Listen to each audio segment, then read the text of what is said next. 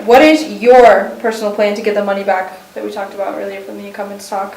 That's an excellent question. There is some amount that a school board is responsible for at the legislative level, and we will have to work on that. And that comes from, but that takes years. That's a statewide issue, and we have very serious needs here right now that we can prioritize our spending right now to make sure that tax dollars are being spent in the classroom rather than being spent at the upper administration level. One of the things they said tonight was that we have lowered our spending at the upper level and pushed it down into the classroom, and that in fact is not true. We've actually hired 7 more people onto our board, and that's cost us $1.2 million a year in salary alone. I think if we put that money down into the classrooms, we're going to be more fiscally responsible at this point until we can continue to work at the state level on that funding issue that you mentioned. Right.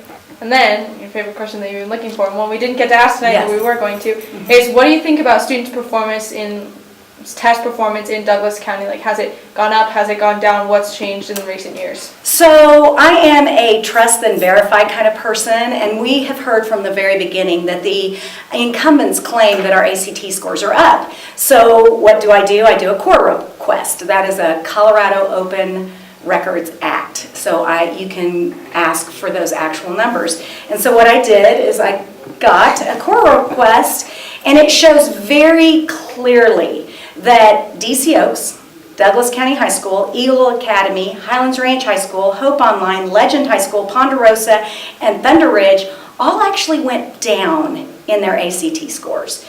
Castleview, Shap, and Rock Canyon all stayed flat.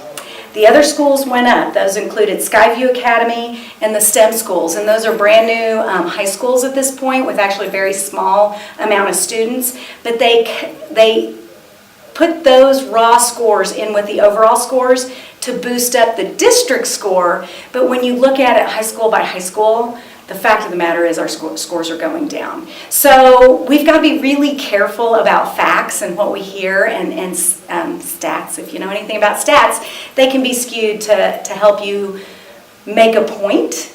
And so while they're not outright deceiving, they're a little bit deceiving. So we just need to look at those scores.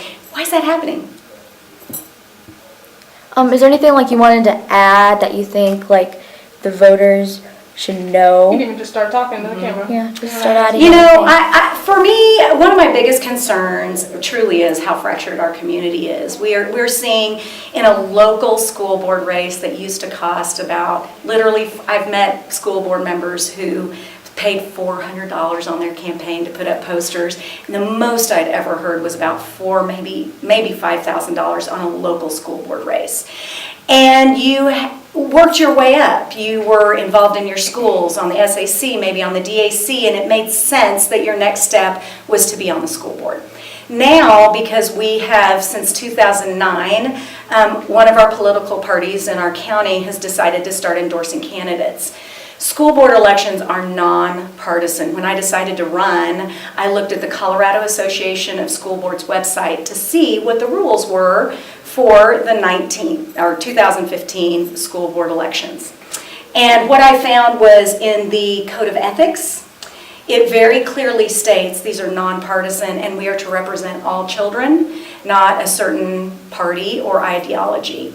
And actually in the rules of eligibility, it clearly states you cannot represent a political party. Because we have done this, our local school board elections have become extremely expensive. They have taken up too much time and energy and resources from our schools. I would rather be putting all of this into our schools and into our kiddos rather than into a school board race. We need to get partisan politics out of it and refocus and heal our community and come back together. This competitive model is wonderful on the football field. Go Falcons. That said, Falcons play Vista, somebody's going to lose. We can't have losers in the classroom. Not any classroom, whether it's a charter school, a neighborhood school, one of our alternative schools, a magnet school. We need to support all our kids.